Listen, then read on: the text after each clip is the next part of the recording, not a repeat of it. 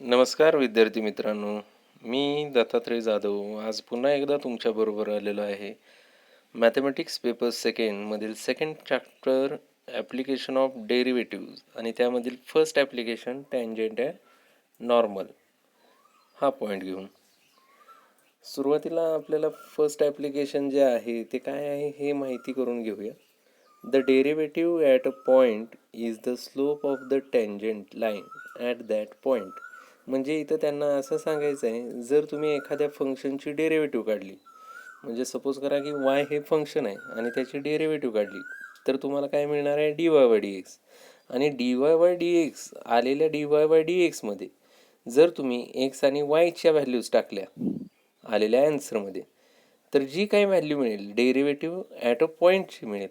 आणि ती derivative at a point म्हणजेच slope of a tangent line at that point. तर इथं सांगितलेलं आहे बघा, if y is equal to f of x is a continuous function of x representing a curve in x y plane and if p x one comma y one is any point on it, then dy by dx at x1 comma y1 means derivative at a point which is equal to f dash of x at x1 comma y1 represents slope of the tangent to the curve at px1 comma y1. म्हणजेच साध्या आणि सोप्या भाषेत सांगायचं झालं तर derivative at a point म्हणजे slope of a tangent line. Okay, तर टँजंट म्हणजे तुम्हाला माहिती आहे अ line which touches a circle or ellipse or a given curve at just one point. Tangent म्हणजे एक अशी लाईन असते की दिलेल्या सर्कलला किंवा इलिप्सला किंवा दिलेल्या कर्वला एकाच पॉईंटला टच करून जाणारी लाईन, तिलाच आपण स्पर्शिका असं देखील म्हणतो. ओके, इथं सोबतच्या आकृतीमध्ये एक सर्कल घेतलेलं आहे, सर्कलला एका पॉईंटला टच करून जाणारा टँजंट आपण काढलेला आहे, तो रेड इंकनं दाखवलेला आहे, तो रेड लाईन आहे. ओके, त्याला आपण टँजंट म्हणणार आहे. आणि या टँजंटचा स्लोप हा आपल्याला डेरिव्हेटिव्ह ॲट अ पॉईंटवरून फाइंड आउट करता येतो. ओके, तर नॉर्मल पुढची डेफिनेशन आहे normal. The equation of line perpendicular to tangent at P is called normal. Normal म्हणजे काय, ही एक लाईन आहे जी टँजंटला परपेंडिक्युलर असणार आहे ॲट पॉईंट पी. सोबतच्या फिगरमध्ये आपण y is equal to f of x हा कर्व घेतलेला आहे, त्याला आपण एक पी या पॉईंटवरती टँजंट काढलेला आहे आणि या पी या पॉईंटमधून परपेंडिक्युलर लाईन त्या टँजंटला काढली तर तिला नॉर्मल म्हणायचं आहे.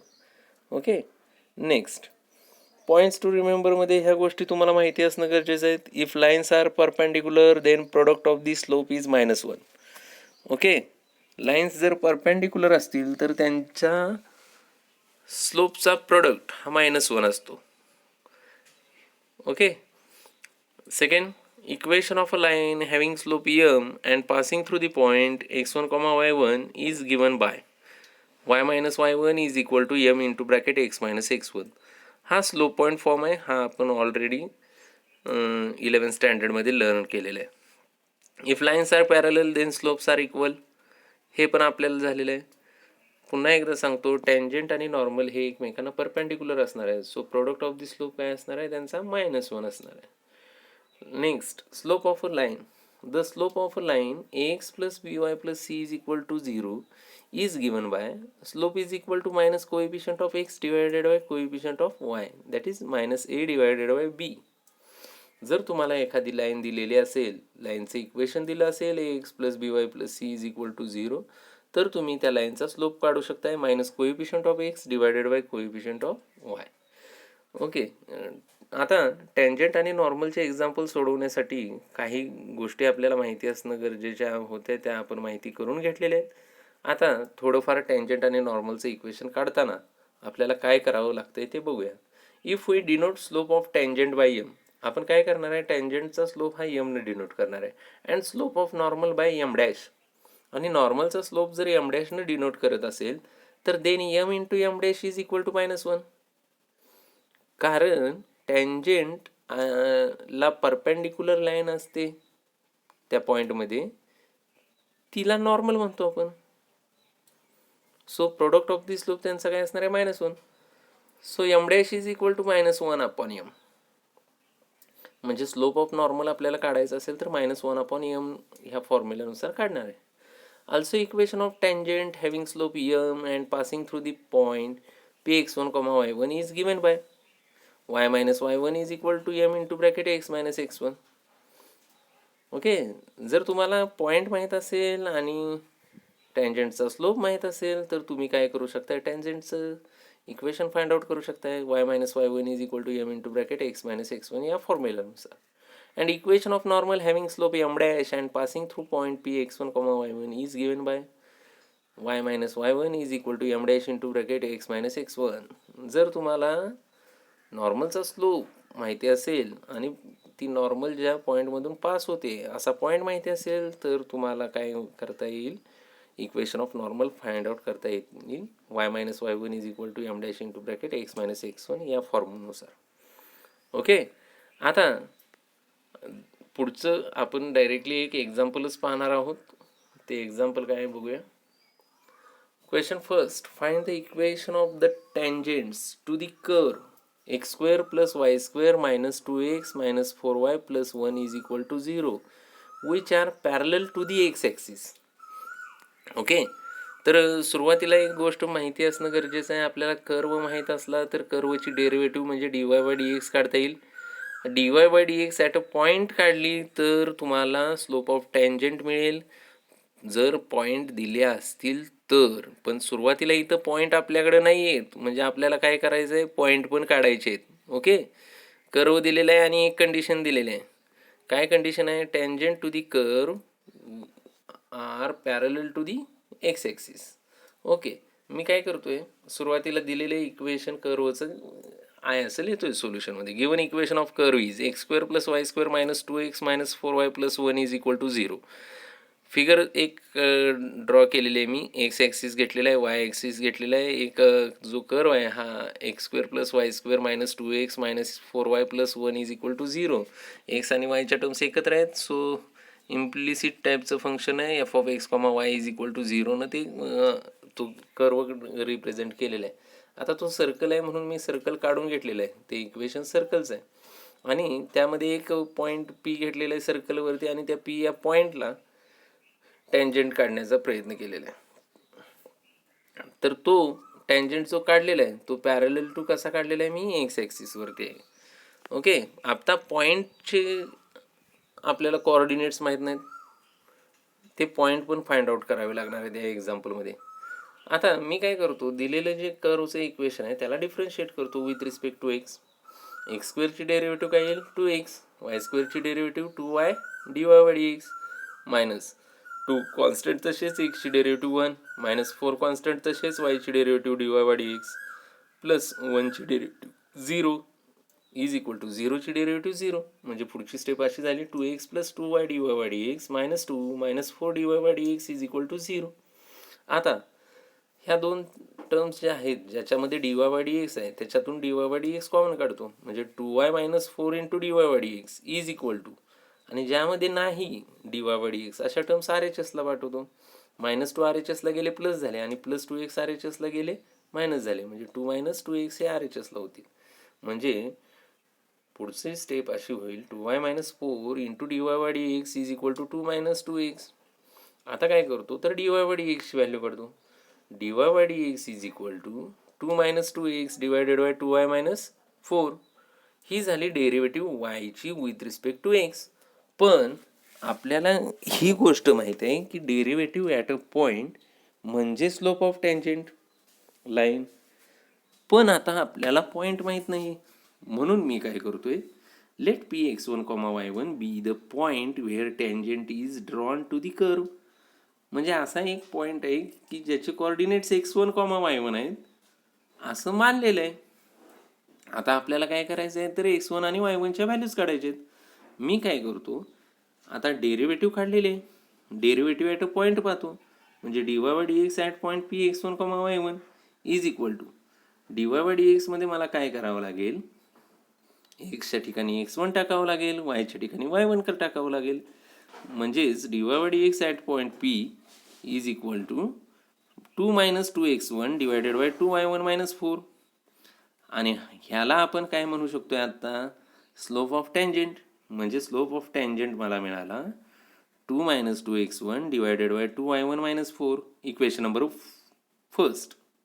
आता एक्झाम्पलमध्ये अजून एक गोष्ट सांगितलेली आहे की tangents to the curve are parallel to the X axis.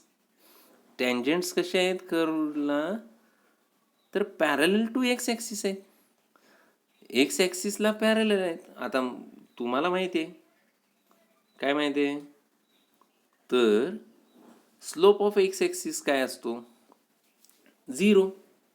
Okay, म्हणून slope of x axis is 0.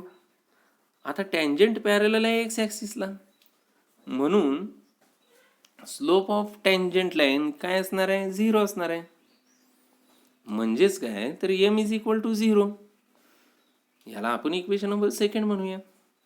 आता पहिले इक्वेशन आणि दुसरे इक्वेशन, स्लोप ऑफ टँजेंट एका ठिकाणी 0 आहे आणि स्लोप ऑफ टँजेंट एका ठिकाणी 2 minus 2x1 divided by 2y1 minus 4 आहे.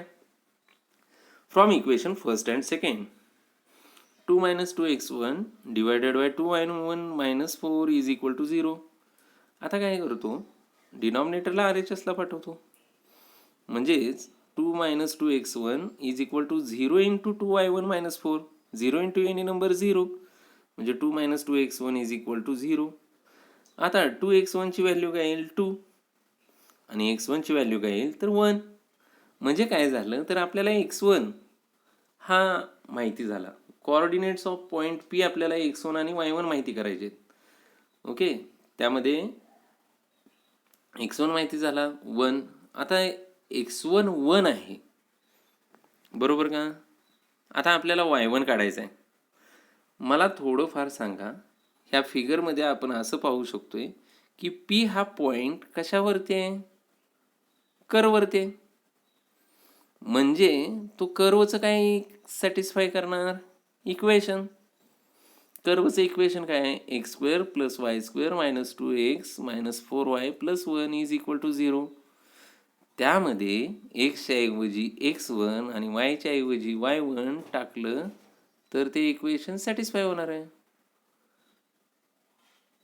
By property of locus, if any point lies on the locus then it satisfies equation of the locus. म्हणून मी काय म्हणतोय, या ठिकाणी आल्यानंतर x1 ची व्हॅल्यू 1 मिळाल्यानंतर, since point P x1, y1 lies on the curve, therefore it satisfies equation of the curve. So therefore x1 square plus y1 square minus 2x1 minus 4y1 plus 1 is equal to 0. But x1 is equal to 1. So 1 square plus y1 square minus 2 into 1 minus 4y1 plus 1 is equal to 0. 1 square is 1. Okay, and 2 into 1 is 2. So next step is 1 plus y1 square minus 2 minus 4y1 plus 1 is equal to 0. 1 plus 1 2, 2 minus 2 0. So y1 square minus 4y1 is equal to 0. Taking what common? y1. y1 into bracket y1 minus 4 is equal to 0. The product of two numbers is 0 when either one of them is 0. So y1 is equal to 0 or y1 minus 4 is equal to 0. दोन संख्यांचा गुणाकार 0 कधी असतो, जेव्हा दोन्हीपैकी एखादी 0 असेल किंवा दोन्ही 0 असतील. म्हणजे y1 इज इक्वल टू 0 और y1 minus 4 is equal to 0. म्हणजे y1 ची व्हॅल्यू आपल्याला मिळालेली आहे 0 आणि y1 ची व्हॅल्यू मिळालेली आहे आपल्याला 4. येते का लक्षात. आता x1 ची व्हॅल्यू मिळाली. x1 ची व्हॅल्यू काय आहे, तर x1 ची व्हॅल्यू आहे आपल्याकडे 1 आणि y1 च्या दोन व्हॅल्यू झाल्या 0 आणि 4. म्हणून पॉईंट कसे होतील, 1,0 आणि 1,4. Therefore coordinates of point P are 1,0 and 1,4. आता आपल्याला टँजेंटचा स्लोप माहिती आहे, पॉईंट माहिती झालेले आहेत. आता टँजेंटचं इक्वेशन फाइंड आउट करायचं आहे.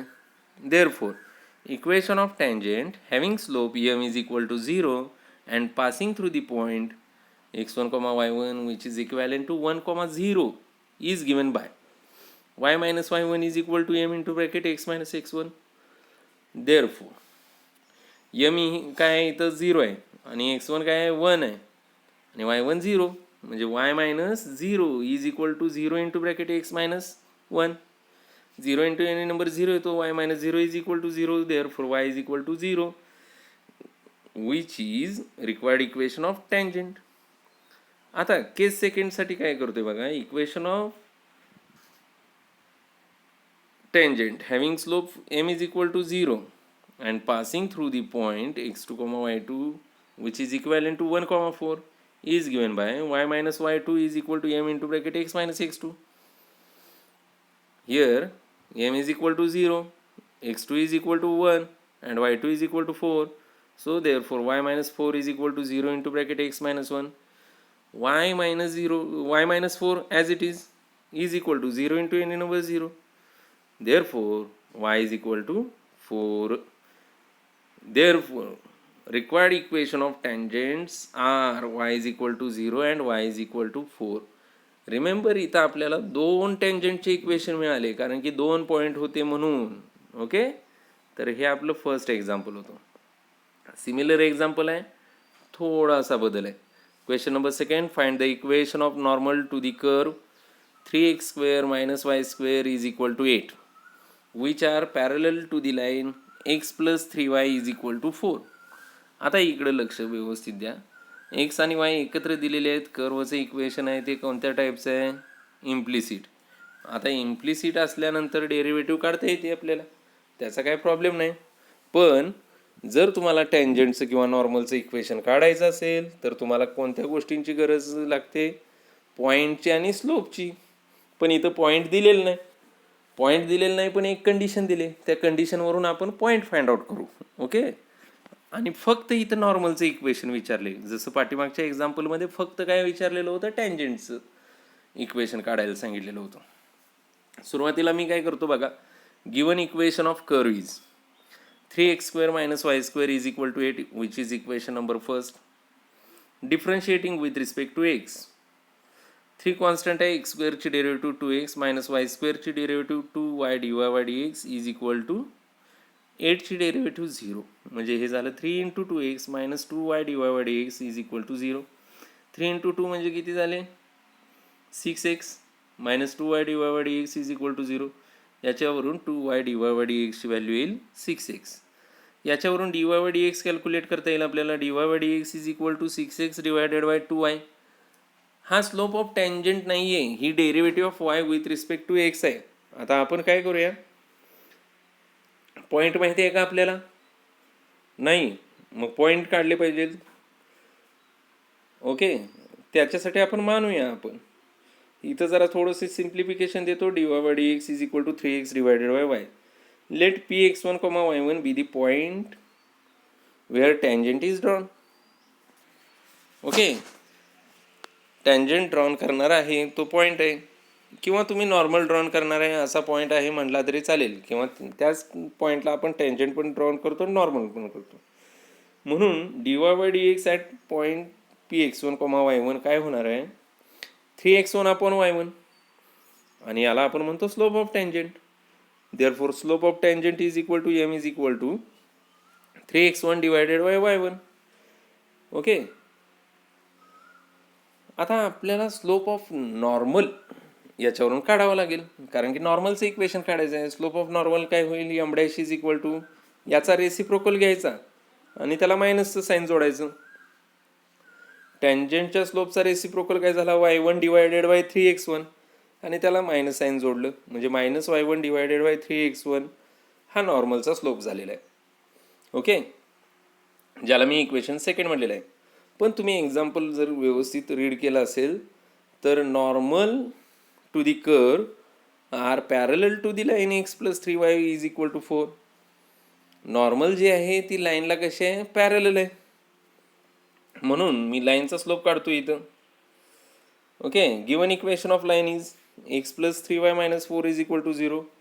Therefore slope of the line is equal to minus coefficient of x divided by coefficient of y. Here coefficient of x is 1 and coefficient of y is 3. So slope of line is equal to -1/3.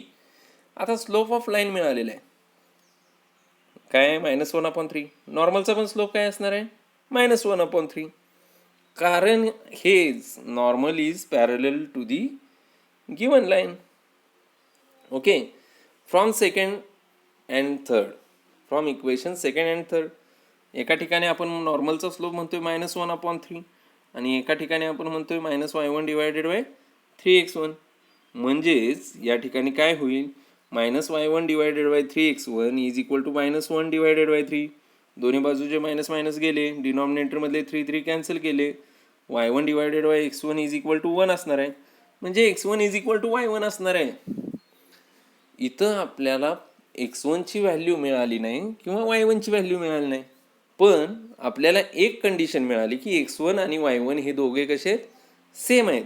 जे आपण point जो मानलेला आहे Px1, y1, त्यामध्ये x कोऑर्डिनेटला आपण ॲप्सिसा म्हणतो आणि वायला ऑर्डिनेट म्हणतो. म्हणजे ॲप्सिसा आणि ऑर्डिनेट सेम आहेत.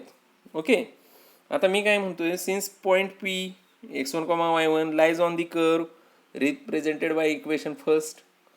जर पॉईंट P हा त्या कर्ववरती राहत असेल, राहतोयच ना, कर्ववरतीच आहे, मग तो त्या कर्वचं इक्वेशन काय करणार, सॅटिस्फाय करणार. कोणतं कर्वचं equation, equation number first. Okay, म्हणून त्यामध्ये मी काय करतो, पॉईंटच्या व्हॅल्यूज टाकतो. एक्सच्या ऐवजी x1 टाकतो, वायच्या ऐवजी y1 टाकतो. एक्सच्या ऐवजी x1 टाकलं तर झालं 3x1² मायनस वायच्या ऐवजी y1 टाकल्यामुळं झालं y1² is equal to 8. But from equation 4 x1 is equal to y1. म्हणजेच आपल्याला काय मिळते बघा, 3x1² minus x1² is equal to 8. y1 ची व्हॅल्यू टाकली आपण. ओके, y1 ची value x1, 3x1² minus x1² is equal to 2x1². Okay, therefore 2x1² is equal to 8. x1 चा स्क्वेअर झाला 4. मग x1 ची व्हॅल्यू काय आली +-2. x1 च्या व्हॅल्यूज किती आल्या 2. एक काय आहे +2 आणि दुसरी काय आहे -2. पण 4 नंबरच्या इक्वेशननुसार x1 आणि y1 सारखे असणार आहेत. जर x1 ची व्हॅल्यू 2 घेतली तर y1 मला 2 मिळेल. x1 ची व्हॅल्यू -2 घेतली तर y1 मला -2 मिळेल. म्हणजे कोऑर्डिनेट्स ऑफ पॉईंट काय होणार आहे 2,2 किंवा -2,2. Okay, x1 is equal to +2 घेतलेला आहे, x1 इज इक्वल टू -2 घेतलेला आहे. When x1 is equal to 2, y1 is equal to 2, therefore coordinates of points are 2,2. Okay, when x1 is equal to -2, y1 is equal to -2, coordinates of points are -2, -2. Okay, आता आपल्याला point पण मिळालेले आहेत आणि slope पण माहिती आहे. मग आता डायरेक्टली केस फर्स्ट करतो. पहिल्या 2 पॉईंट आहेत म्हणून एका पॉईंटची केस करतो. For point P 2,2. The equation of normal, आपल्याला नॉर्मलचं इक्वेशन काढायचं आहे. Having slope m' is equal to -1/3 and passing through the point 2,2 is given by, directly मी लिहितो y-2 is equal to -1/3 into x-2. डिनॉमिनेटरमधला 3 LHSला घेतो. 3 into y-2 is equal to minus into bracket x-2.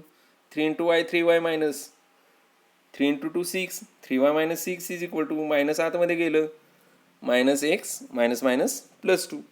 आता RHSच्या terms LHSला घेतो. x LHSला आला तर plus होईल, -x होता तो, म्हणजे x + 3y - 6 - 2 म्हणजे -8 इज इक्वल टू 0. हे रिक्वायर्ड इक्वेशन नॉर्मलचं मिळालेलं आहे. ओके, हे एका पॉईंटला मिळालेलं आहे. अजून एका पॉईंटला बघूया की second for point P which is equivalent to -2,2. The equation of normal having slope m' is equal to -1/3 and passing through the point P -2, is given by y -2 is equal to -1/3 into x minus in bracket -2. Minus becomes plus. So y + 2 is equal to -1/3 into bracket x + 2. 3 ला LHSला घेतो. 3 into y + 2 is equal to -1 into x + 2. 3 न multiplied करतो. 3 into y 3y + 3 into 2 6 is equal to मायनसनं multiplied करतो -x -2. आता RHSच्या terms LHSला घेतो. LHSला x आला तर पॉझिटिव्ह होईल, म्हणजे x + 3y + 6 आणि हे +2 म्हणजे +6 + 2 + 8. x + 3y + 8 is equal to 0, which are required equation of normals. Okay, तर हे आपलं सेकंड एक्झाम्पल होतं. तुम्ही हा व्हिडिओ पूर्णपणे पाहिला त्याबद्दल तुमचा धन्यवाद. थँक्यू.